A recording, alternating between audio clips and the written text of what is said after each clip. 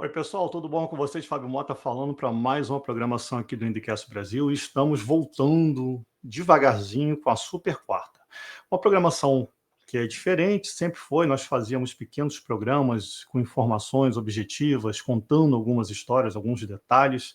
E a tendência é que isso volte num caráter assim, mais experimental. Vamos aguardar. Temos a ideia é a gente pescando com vocês aqui, vendo como é que as coisas estão. Então, a gente vai falar nesse programa hoje em especial sobre dois caracteres. O primeiro, os testes que tivemos, um breve resumo de Mid-Ohio e principalmente agora no Indianapolis Motor Speedway, mais especificamente no circuito misto. É importante considerar isso. E também sobre o programa de televisão, o pacote televisivo que vai vir para os fãs brasileiros da IndyCar, tá bom? Então vamos começar aqui em fase do que tange em relação aos testes, né? Vamos dizer assim.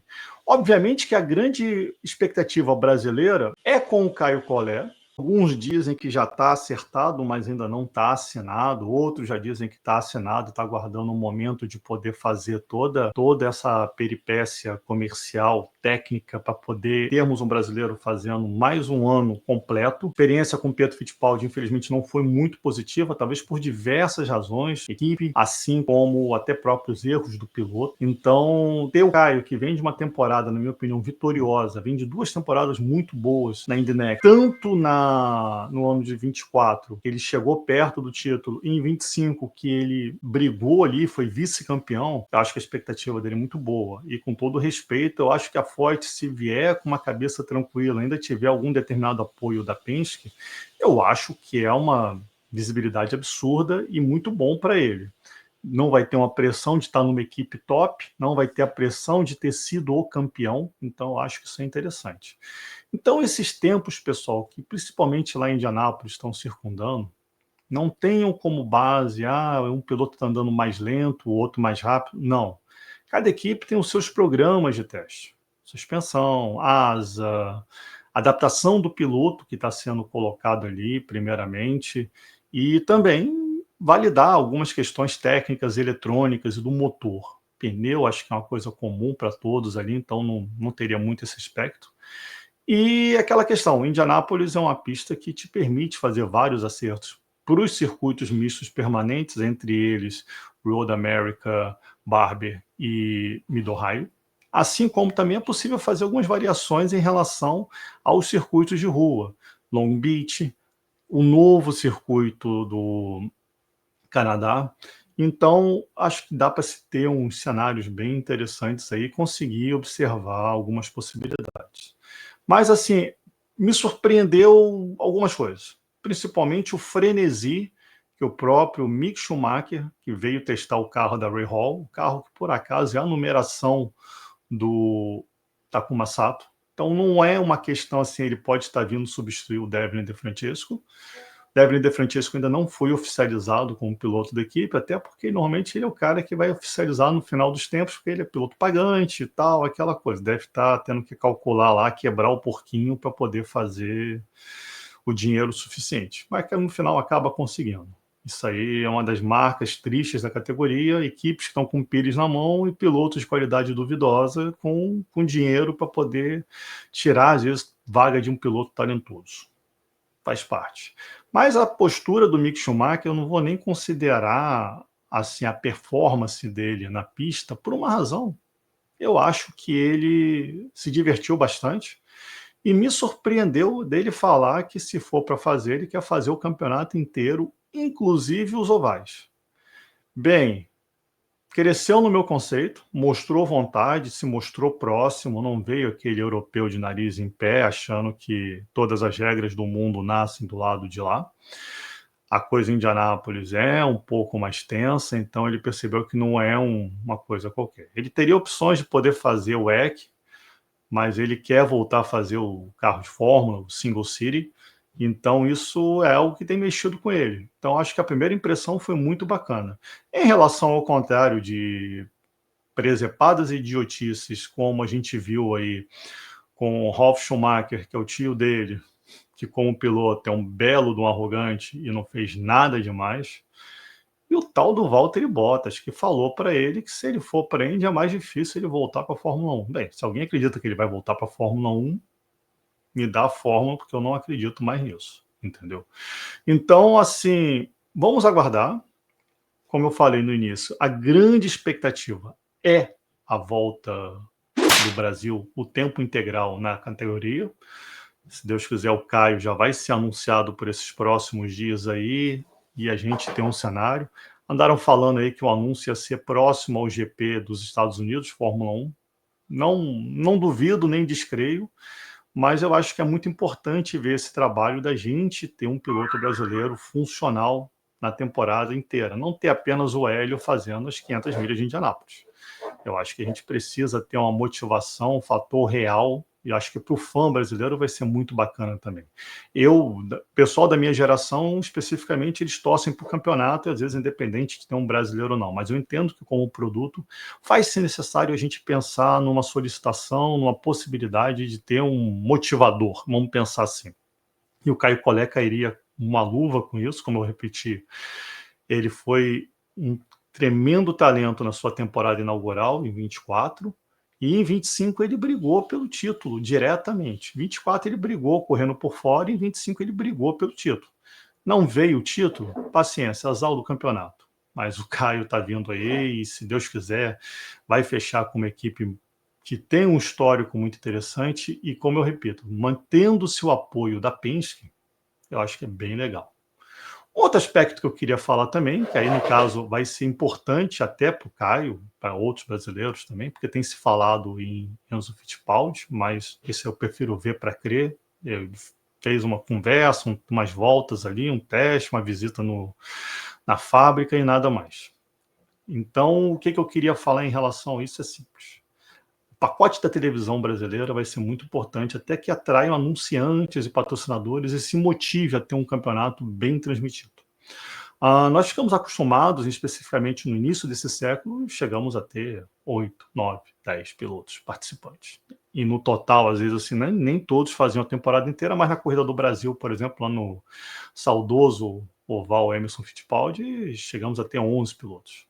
Então, é uma questão que eu acho que vale muito a pena ter um bom pacote televisivo. E isso vem no aspecto de que, para isso, a gente precisa ter transmissão e TV aberta. As pessoas falam muito da questão da TV a cabo, mas eu não vejo a TV a cabo num futuro muito longo, até porque existe um concorrente que tem a qualidade da TV a cabo por um preço basicamente de graça, que são os streamings. Ou se não é de graça, você vai pagar por muito menos. E isso é importante porque, vamos considerar, até 1992, a Band ou Bandeirantes transmitiu a Fórmula Indy. Em vários momentos, as transmissões, por causa dos horários, foram interrompidas para que o potentoso e gigantesco clássico mundialmente conhecido dos 15 de Jaú e 15 de Piracicaba, a transmissão tivesse interrompido para transmitir esse belo jogo, que não tinha ninguém na arquibancada. Então, eram acordos, tinham que se seguir e parava a transmissão ali, pronto. Às vezes passava a última volta no final da noite, se não fosse noticiário, a gente não sabia nem quem tinha ganhado. Então, isso para mim foi muito ruim mesmo.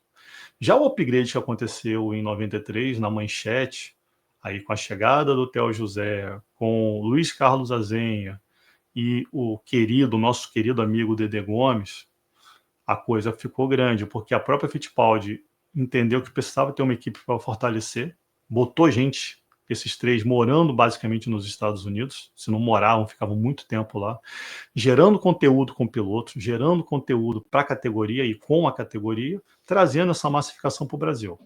Bem, foi uma temporada incrível. 94 seguiu-se o mesmo aspecto, mas assim, já por um consórcio Rede OM, antiga Rede Gazeta em São Paulo, OM lá do Paraná, da família Martinez, e também a Rede Manchete, que já cambaleava em sinais muito críticos de problemas financeiros, daquelas histórias todas que a gente já sabe. Lá para 95, perdão, a SBT compra todos os direitos, contrato pessoal e faz tudo. Então, até 98 nós tínhamos corridas em loco. Depois, por uma questão de se valorizar os programas de gosto duvidoso em auditórios que eram tradicionais nos anos 90, principalmente com o Gugu Liberato, quem não se lembra do escândalo do PCC, Então, essa conta eles vão ter que carregar em relação aos fãs da Índia, aos fãs do automobilismo, aos fãs de esporte. E com isso a categoria passou a ser transmitida em VT às 11 da noite, todo domingo. Obviamente, VT bem reduzido, não era na íntegra. Algumas corridas apenas eram transmitidas ao vivo sábado ou a Corrida do Brasil. Fora isso, não tivemos. Gil foi campeão em 2000, acho que foi merecido, demorou muito aquele título a vir, mas foi importante. E 11 anos antes tinha sido o Emerson, em 89. 2001, a categoria segue para a Record, com Oscar Ulisses e André Ribeiro, e eventualmente o Celso Miranda como repórter de pista. Isso foi legal por um aspecto, foi bacana. Gil foi campeão, o Brasil mostrou muita força, mas era um campeonato já cambaleante. A IRL vinha crescendo forte junto com a Bandeirantes aqui no Brasil, e a kart já começava a perder os seus aspectos. 2002 foi o último ano grande, nem menos maior, assim, vamos dizer, da kart. E com isso, o que vem acontecer? A categoria se perde, vai para Rede TV. Ainda em 2002, muitas corridas foram exibidas em replay e a equipe já estava off-tube aqui no Brasil, não transmitia mais de lá. Então já era um final de contrato, um final de festa muito ruim.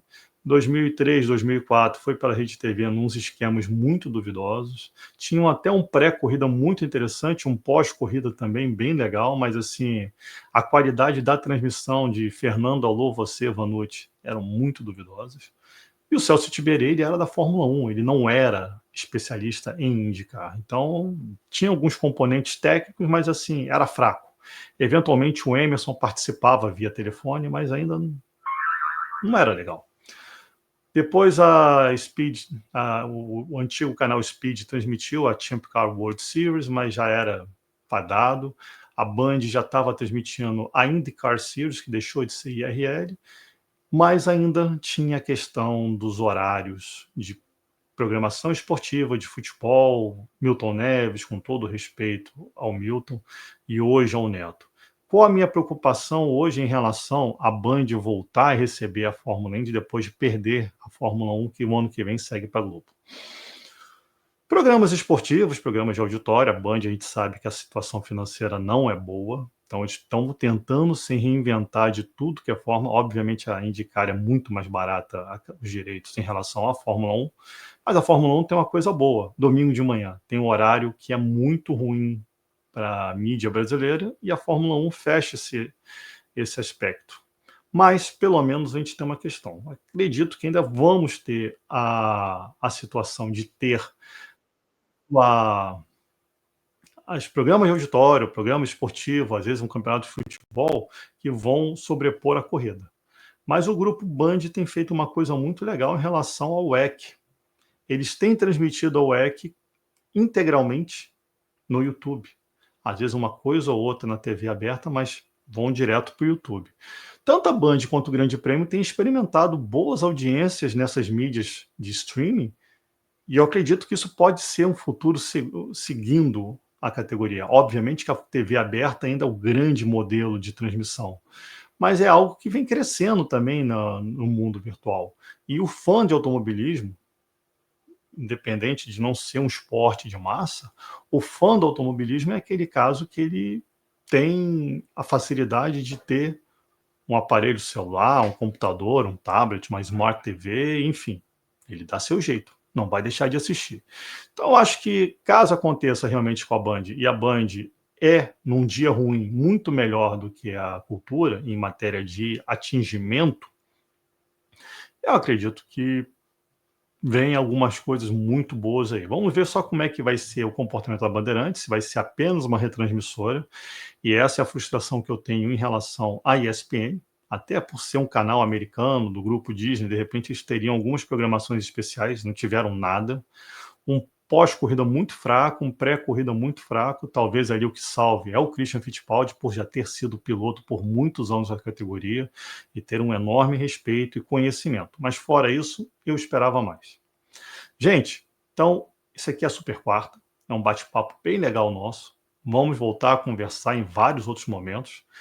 E essas sequências de bate-papo eu vou estar sempre tendo material gravando com vocês aqui e apresentando para todos. Então, já sabem, terça-feira, terça espetacular, sempre com uma programação específica sobre alguma corrida do passado, remoto ou mais presente da IndyCar, sempre com narrações em português, transmissões brasileiras. À quinta-feira a gente tem a programação do IndyCast Brasil, sempre com uma live, um debate, um encontro bem bacana com os fãs, com pessoas que fazem parte da história e não precisam ser obrigatoriamente pilotos ou donos de equipe ou empresários. São pessoas que participam dos bastidores que realmente fazem a categoria crescer e fizeram ela ser tão grande nesses 100 e tantos anos aí. Tá bom?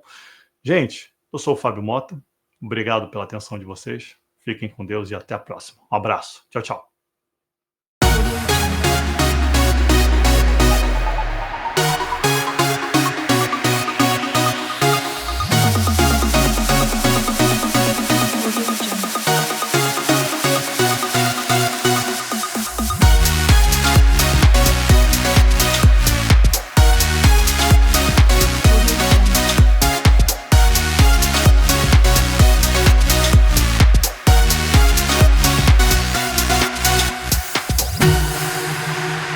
Audio Jungle.